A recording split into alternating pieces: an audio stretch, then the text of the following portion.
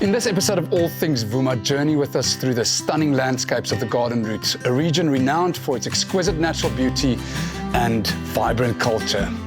We start by introducing you to the remarkable individual behind RedBerry Farm. Discover how this entrepreneur has turned a simple berry into a beacon of change and an international brand. Next, we meet Mr. Adventure in the Garden Route. Dive into his world of exhilaration and learn how his passion for adventure and adrenaline-packed activities inspires and energizes those around him. Finally, we dive into the vital work of the Strandloper Project. Gain insights into the crucial steps to take if you encounter a washed-up turtle, highlighting the importance of environmental awareness and conservation.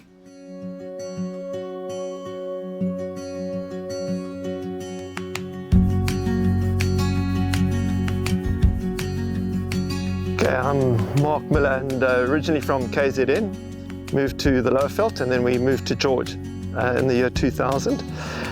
Passionate about this area, it's unique in South Africa. There's so much going on in terms of tourism and farming. Strawberries, we began strawberries in the year 2000, there were no strawberries.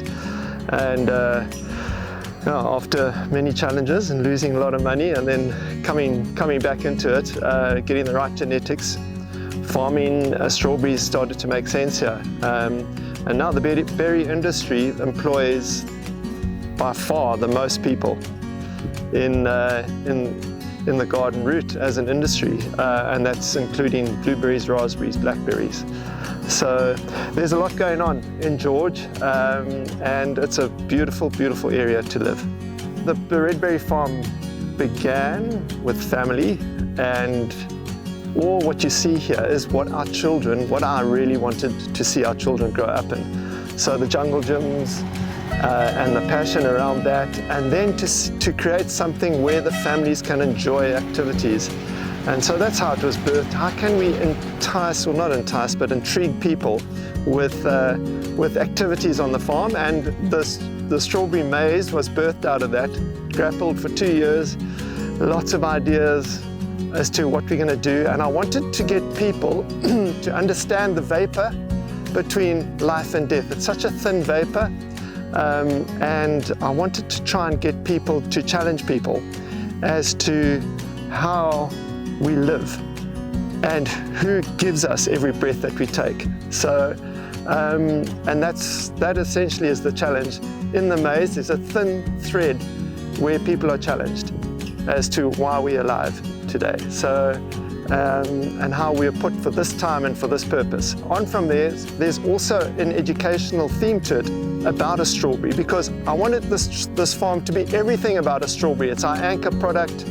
It's something where we built up the farm is on a strawberry, and so everything you see has got a strawberry to it.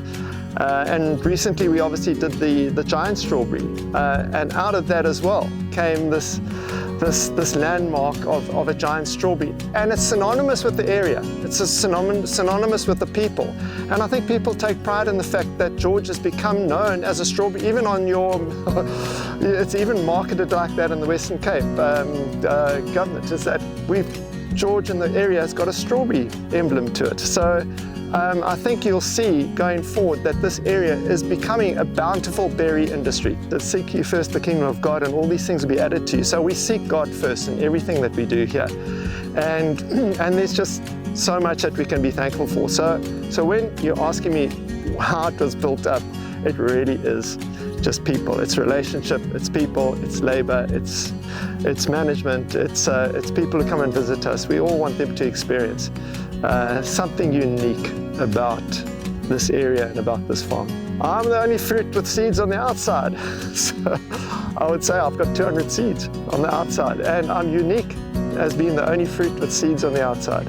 Personal philosophy is God, family, and friends, and to make something, to see the vision, and then to fulfill that which you see in your head.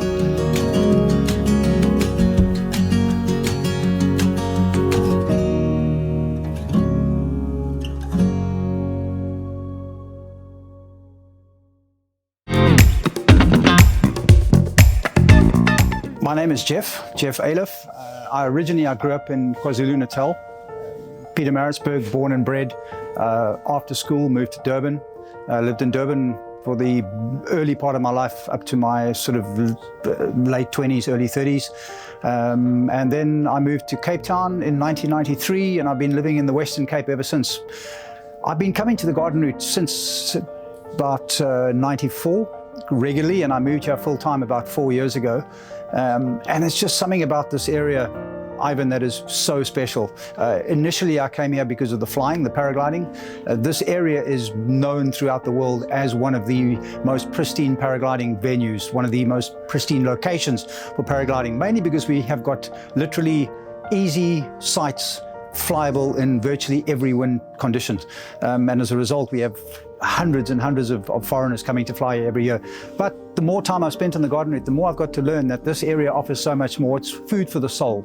You know, I always used to say when I used to drive over Dolphin Point from Cape Town, when I was living in Cape Town, I used to, as I crested Dolphin Point, look down on wilderness for the first time in a while, I could literally feel my shoulders just relaxing and just the sense of peace coming over me. And it's such a special place. And apart from the flying, if you're a nature lover, the mountain biking, the hiking, the paddling, the kayaking, the lakes, the birds, the bird watching, the forests, you could go on and on and on and on and on. And it's a truly special place, and it's something that somebody won't understand until they've actually physically been here themselves. Flying has been part of my life since, I like to think, since I was about 5 years old. I remember seeing a parachute jump, a skydiving display into the old Royal Show in Pietermaritzburg as a 5-year-old. And I saw the guys in free fall with smoke, the smoke bombs coming off their legs to show them in free fall. And apparently I said to my parents then, I want a book on parachuting. But I remember as long as I was going through my school years, that's where my heart was set. I first started going to the parachute club in Pietermaritzburg at about 12 years old. At the age of 14, I had a packer's license, an official Aero Club packer's license, and I started doing my skydiving course a week before my 16th birthday. My first jump I did when I was 15 years old. I was in standard 8 then, and skydiving literally became my life. I taught skydiving for a living for many years. I worked in the industry, in parachute industries of South Africa. I lived in the United States for 1.5 years, skydiving and teaching skydiving in California at a drop zone called Paris Valley. And then I got involved with paragliding. We used to run off mountains with skydiving parachutes before paragliding even existed, back in the early 80s, 84, 85. Paragliding officially arrived in 86 in this country, and I started paragliding in about 2000, and the wings have just become so advanced and so spectacular to fly. I mean, it's incredible. And yeah, it's my passion for flight, Ivan. My happy place is the sky. I've always wanted to be in the sky. It's my happy place. My philosophy for life is don't worry about material things. It's take experiences. That's the magic. That's the wealth. The wealth is to, for example, my happiest flights have been flights where I've had a few seconds of interaction with a bird. I've been flying and a bird will come and join me on my wingtip for a few seconds and disappear. I was flying here on the garden route and there was a black-shouldered kite that was hunting, and I managed to slow my glider down. The wind was quite strong and I literally sat above him for about 15 seconds, literally 4 or 5 feet above him. And you'll see the photograph that I took, and those are the moments that make life special, not big bank accounts. And I'm not a poster boy for financial stability, exactly the opposite, but I believe that I'm wealthy beyond measure just because of the experiences that I've had on my hiking, on my climbing. Rock climbing is another sport that I'm passionate about. The flying, those little experiences that happen, those little moments of magic, that is what gets me going and makes my life valuable. Yeah, the Handstand 365 project. My father got me into gymnastics as a 6-year-old. And I, kicking and screaming, he dragged me to the YMCA in Pietermaritzburg to start doing gymnastics. And I didn't think it was a good idea. But in retrospect, that was the best thing that literally could ever have happened to me. Gymnastics just, it helps you develop coordination and awareness of what your body's doing. But through gymnastics, I competed competitively till about age 16. And I've always just loved doing handstands. After that, I've continued to do handstands. And a few years ago, my son took a really nice picture of me doing a handstand near a river in wilderness. And he said to me, "Why don't you do one every day this year?" And I was driving home and I thought, that's a good idea, and I'll call it the Handstand 365 Project. And like an idiot, I put that on Facebook that night and said, this is what I'm doing, Handstand 365. And I realized I'd forced myself into it. And it turned out to be one of the most amazing years for me, because the first 5 weeks or so were really difficult because I kept setting the bar, trying to find unique locations and using the handstands to tell a story behind the location.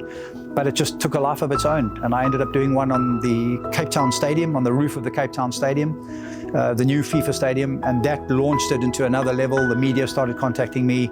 And I had a whole year. I mean, I was invited to Parliament. I did a handstand in Parliament in Cape Town. I was doing there's so many stories. People used to come up to me at garages when I used to put, buy stuff at the Caltex near here and said to me, "You the handstand guy, aren't you?"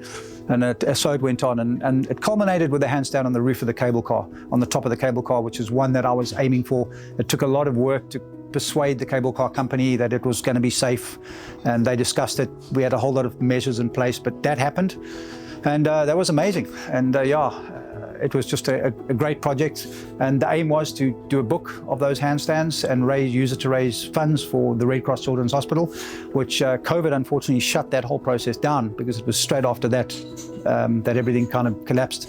But my goal, I still have all the images, my goal is still to make that happen. My one piece of advice, if something scares you, then go out and go and do that. They say that beyond the comfort zone lies the rewards, and push yourself. If you've never been in nature, if you've never hiked Table Mountain, if you've never done anything the outdoors and something's holding you back, just get up early, get up early. The magic happens at sunrise and the magic happens at sunset, and get out and go and challenge yourself. Do things that are a little bit outside of your comfort zone. And again, I'm going to be slaughtered by parents for saying this, but don't let your life revolve around money and finances and work. A happy person is somebody who finds something that they're passionate about, and that the rest will take care of itself. Okay, so the Strandloper Project is one of the teams that assists with the Two Oceans Turtle Rescue Network, and this is set up primarily for the Western Cape or the Southern Cape. So it's a collaboration between Two Oceans as well as Bay World, and they've got this really efficient turtle network. So basically, if you're walking on the beach and you see a turtle hatchling or an adult turtle, you phone up their number, which is 083 300 1663, and they will then give you instructions on what to do. So why it's important to know this at the moment is that pretty much March through to November is what we call turtle stranding season. So South Africa has 5 species of turtles that comes through the waters of the Garden Route. But we only have 2 species that actually breed and lay eggs in South Africa. So we have the leatherback turtle and we have the loggerhead turtles, which nest up in northern KwaZulu-Natal. So they will lay their eggs sort of the end of the year, so anywhere from September through to December, and then they start hatching January through to March, and the little turtles rush out of their nests and into the ocean. So they've got a whole range of predation from crabs, birds, and everything like that. But once they get into the ocean, they then drift in the current. So if we look at their reproductive strategies, a loggerhead turtle gets sexually mature at about 35 years old. So that's a very old, long time to reach sexual maturity. And the leatherback is about between 13 and 16 years to reach sexual maturity. A loggerhead lives up to about 70, maybe even 80 years, and they're not too sure about leatherbacks, but they reckon it's more in the mid-30s. Okay, so once they get into the current, they then drift. Now, from terms of science, that's what we call the dark years. We don't know where they go. They literally go off and they come back once they're sexually mature to lay eggs where they hatched. Okay, so they get into the warmer currents, they drift down, so the Agulhas current comes down the coast of South Africa, and they drift in that, and then they hit the Cape waters. And just like we've had now wind last week, which created an upwelling, the cold water change stuns them, and then they get washed ashore, and they're usually weak at that point. And that's why they got to be rescued. So if you find one, you want to, first of all, phone that number for the Turtle Rescue Network, get advice. They would advise you to lift it, to put it into a dry, ventilated container. Usually a cardboard box is a lot better, but if a Tupperware, but as long as it's ventilated, put it onto a dry towel and keep them at room temperature. So don't try and put them back in the water, don't try and put them into water, just leave them alone. And then the Turtle Network organizes a lift for the turtles, either to Two Oceans or to Bay World. So that's the main thing about rescuing you guys.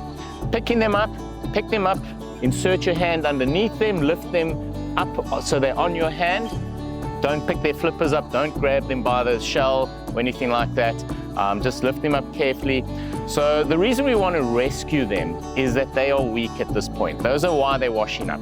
And probably the biggest cause of their weakness, other than the thermal shock from the cold temperature, is that most of them have ingested plastic pollution, so microplastics. So you can have a 20-gram loggerhead turtle and it can have 14 grams of microplastics in its intestine.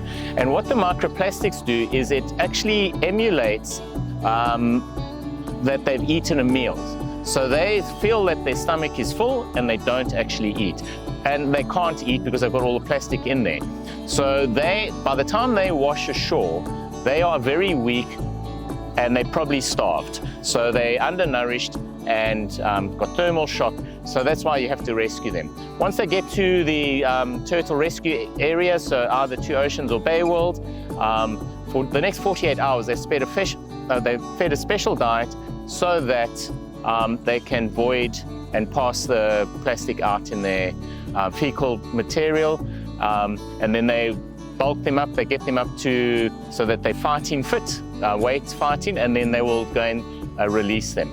So, and a new exciting project is, just quickly, is they've now got special tags for these little turtles, and they managed to release that. So those dark ears are going to disappear. We're going to get the light on that. But yeah, if you find a turtle, remember the number, call it, and help rescue a turtle. Thank you that you joined us for this inspiring episode of All Things Vuma, where we explore the power of nature, passion, and the purpose in the breathtaking garden roots. If you want to send us an email, please do so, info@vumatv.co.za. If you want to learn more about our sponsors, please go to vumatv.co.za. Live simply, travel light, and always see the wonder.